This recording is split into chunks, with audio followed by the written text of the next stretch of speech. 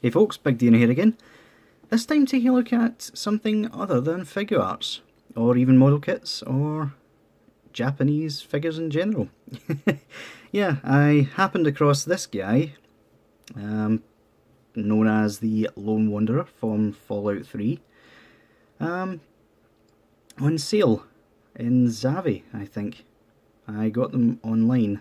I got a 2-pack, you'll see the other one in the next video. But yeah, this guy, he's no figure arts. Let's put it that way, shall we? But let's take a look at the box before I get into that. You've got the Vault 101 logo there, Lone Wanderer action figure. You've got the Power Armor picture in the background. Fallout Legacy Collection. Apologies for having to turn your heads. It's a bit tall packaging. Age 17 plus. So it is considered a collector's item by Funko, the people that make it. You get Funko there. Funko is an American brand made on behalf of Bethesda, who of course make the Fallout games from 3 onwards, which I am a big fan of. But yeah, you'll notice there's sort of 6608. I don't know if that's the number of figure I have, or whether that's just the product code, I don't know. But yeah, not much to look at on the packaging. It's pretty straightforward, as normal retail packaging is for America and Europe. But yeah, in terms of the figure's accessories, he only comes with one thing, which is a disappointment in itself, but he comes with a hunting rifle.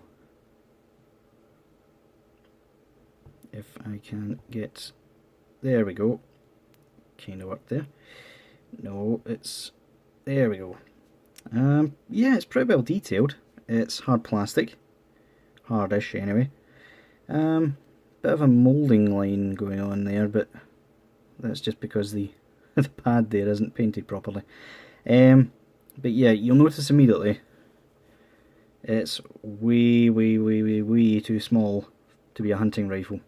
And it also seems to have been an afterthought on Funko's part, because not only does it not fit in his hand properly,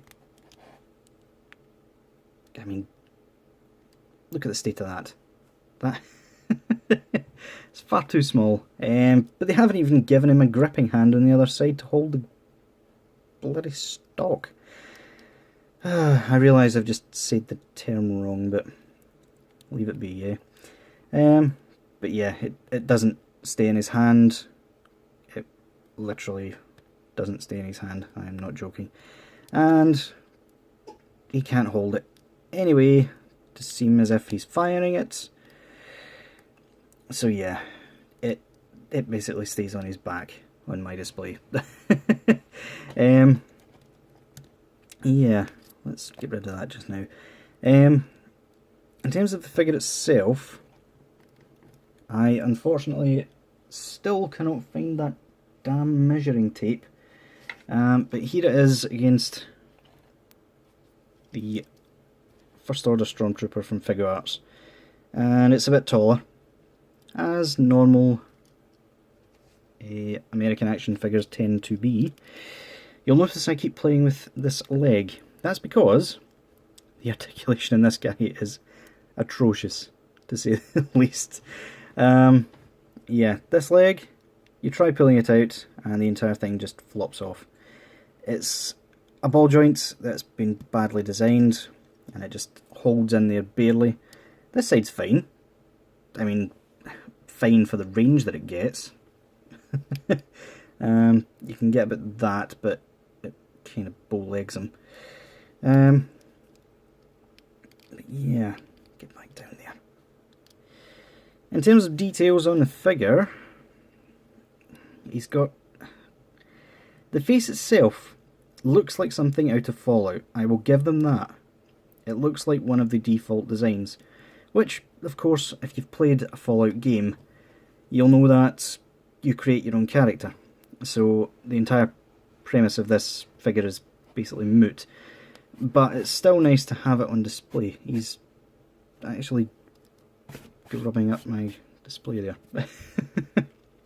There's bits crumbling off him, guys.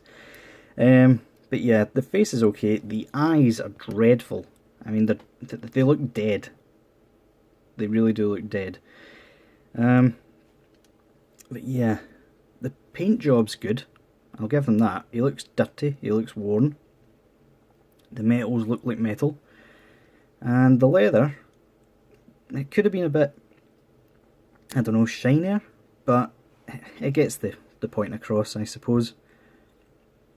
I mean, I only got this and the other guy for a tenner, so I really can't complain. I mean, if I was paying 20 quid for this guy, I would be up in arms, honestly, because you only pay a tenner more for figure arts, for God's sake. But yeah, you've got the Vault 101 logo there, bigger Vault 101 logo at the back here,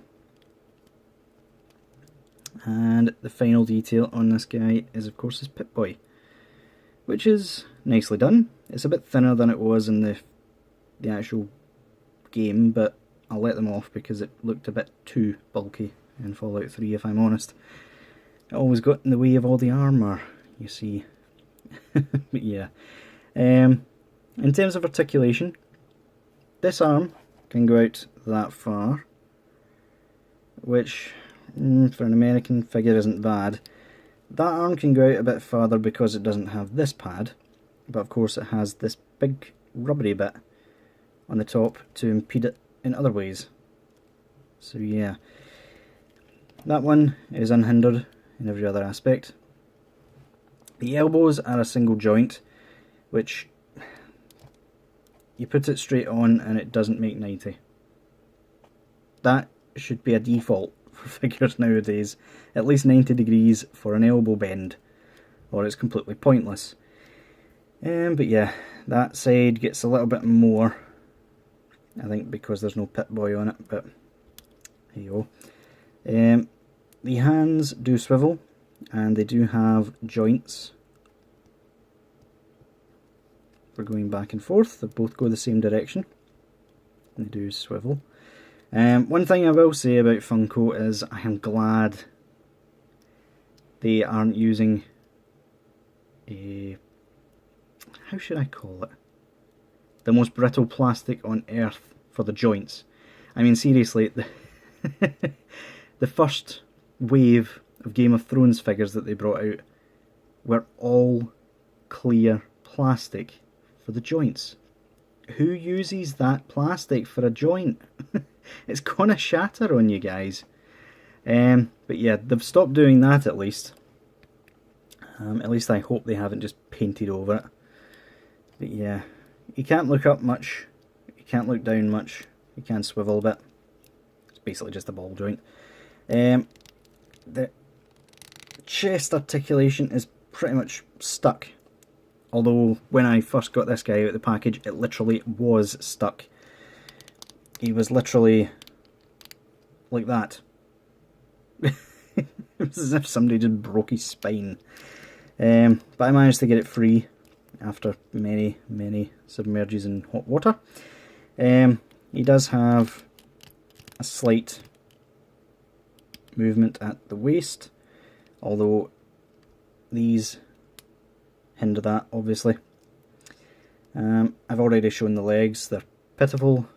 They do get a bit of movement on one side, that side's completely pointless.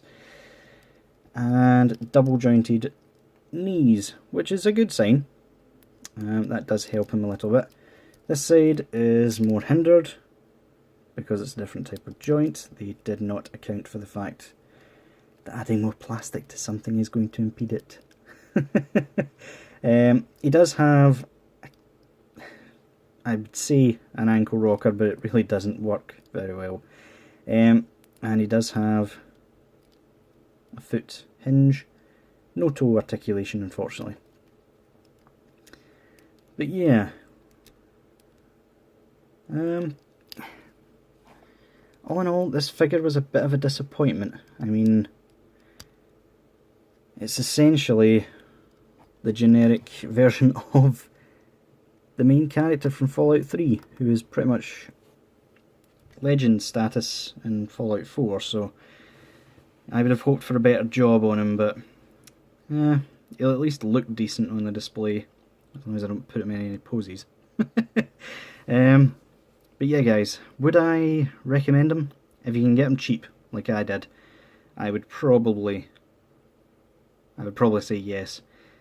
If you want to get him for his retail price, not a chance in hell.